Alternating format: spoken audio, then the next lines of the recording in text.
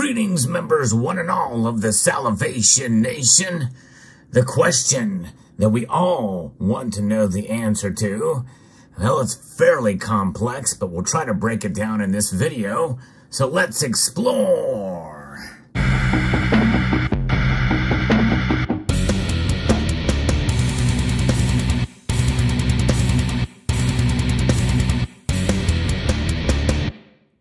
So what is next for silver? There's a lot of comments in recent videos that I've done where I basically essentially came out of the closet, as it were, when I mentioned and announced that there is a silver shortage.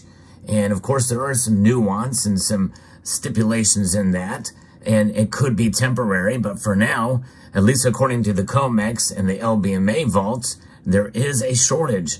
Their stocks are dwindling. Demand is rising in the industrial sector in some aspects. In other areas, not so much. But we know that India especially is wanting to grab a whole lot of silver. And we also know that there is a separation between the BRICS nations and the Western world in terms of industrial silver especially, and copper as well. So what's next for this metal as we're starting to see that divide increase more and more? Well, I believe that we're going to see more and more production of silver and gold and copper and zinc and the rare earth minerals happening more and more in the Western world. And that means North American mines, South American, all in this hemisphere, we're going to see more and more of it. And also, probably there will be a little bit of a competition in other parts of the world where we see some of those minerals. But in China and Russia especially are in the business of mining these metals. And with sanctions happening right now, we know that with the war in Ukraine, that's going to be a long process. There is a lot of news happening there. Russia's being forced out of certain regions of Ukraine right now, which is going to prolong that conflict, that war. And that means sanctions will probably be hardened for quite a while, which means that we'll need to find other sources in order to procure these metals. And I want to talk about silver, especially as an industrial metal now. Now, as you know, in recent videos, you see me celebrate it as a precious metal. But you know, there are certain aspects of the metal that provide some great opportunities for actual investment. Whether or not you just buy the pure metal itself in the form of ETFs or mining stocks. But there's other things, even in the physical form, I think there's probably some investment opportunities there. Although, however, that's not how I do it. I like the physical, as you can see here. And the physical and the spot price of silver is still low. It is, I think, undervalued. At this point, I am still bullish on silver. I've made a prediction where I think it's going to be by the end of the year, and I'm sticking by that prediction. Will it go there by then? I don't know. None of us know. We're not financial advisors. None of us are. But we have seen the trends. We have seen where things go. We do understand that it is a game of patience. And yes, also a timing game as well. We must be able to time some of this stuff. And sometimes it's difficult to do that. But knowledge is power. Getting all the information that you can and absorbing all the information you can with silver is key, just as it is for gold. But silver especially is a metal that we have really been exposed to in various different fronts, especially in this community and others. Prognosticators make their predictions and say how important silver is, and silver is very important. Copper is important. Even more important, I think, than silver is it's utilized more and more. Steel, a lot of different metals and rare earths, especially with the electric vehicles and the like. You're going to see more and more of these metals and rare earths being utilized in those applications in the years to come. You know, we know that there's also areas where the economy is hurting and suffering. And there is that push and pull between demand for these metals because of a stagflation, inflation, recession. And some people are predicting that by this fall, we could see things really turn around and precious metals go up in terms of their price because of what they are as precious metals.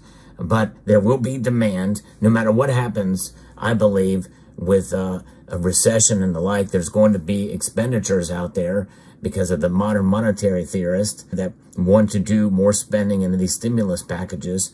And we very well could see a return to that. And all these initiatives, especially with green energy, whether they be mandated by the government or done in the free market, means that silver demand will be there. And with supply chain issues being rerouted and more countries doing their own production, I think it's a good opportunity to consider silver and gold and consider them from a different point of view. And in this sponsored portion of the video, we're going to be talking about just that with Callinex, which is one of the best gold, silver, and copper producers in Canada. And what makes them special is that they are a company that has massive insider ownership. In fact, Max Porterfield is the founder, and just like the founders of other companies that have done well, like Jeff Bezos with Amazon, Mark Zuckerberg with Facebook, Steve Jobs, he owns and his family own north of 30% of the company. And institutions own another 30%. So more than half of the company is held by very tight shareholders who want to see the full vision play out. Think of it as a blue sky potential. The sky is the limit. And that is their viewpoint. And so when they have their own money put into it, they have a vested interest that things go well. And with Callinex being solidly established here in North America, it is companies like this that are at the forefront for great momentum. That is where we are at with their shares right now that have been up more than 700% in recent months. Callinex mines move with the news, and the news is that they are drilling right now. Every good drill results, its shares can spike because ownership is tight. In the past 12 shares are up as much as 2,000%.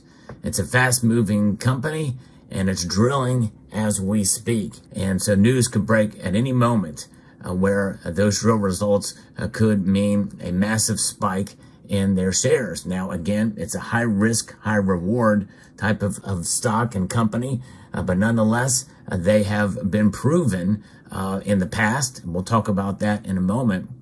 But let's talk about the health of their company. They are a no-debt company. They have amazing structure, capital structure with the ownership breakdown, 40% ownership, institutional and family offices.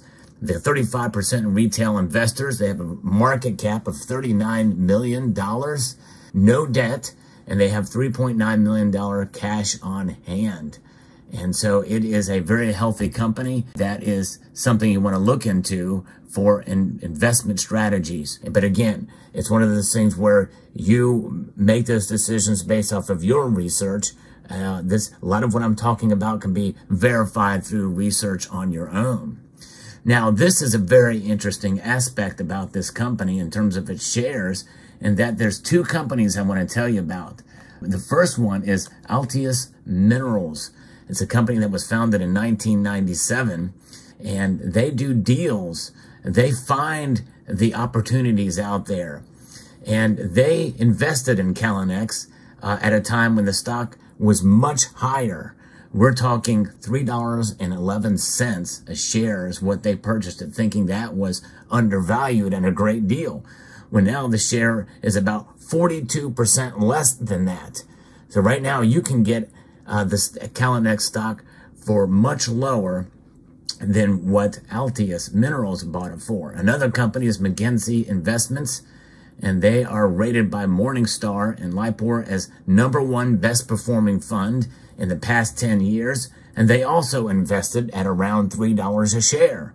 So that's two of the top companies out there that are well respected who've made investments in Callinex, and you can get in for about 42% less than what they did. And that is fascinating. Now, there is something about their geologist. The geologists, they're award-winning Hall of Fame geologists that are associated with Callinex. You are lucky to find a geologist who can find even one successful mining deposit. where these geologists have discovered 12 of them. 12 mines have been discovered with these geologists. So they have a great track record, and they've got the projects near already established mining towns with these volcanic VMS deposits where there were high-grade silver and copper deposits there, and as well as zinc and gold as well. So they cover it all. They've got a lot of different fingers out there searching and looking for the next drill results. They need to find that feeder source, and as they go in the midst of drilling right now, that stock can go up if they find that next feeder source, that vein, that rich vein of deposits for these metals. So timing is obviously everything, and their shares being down, it's an opportune time.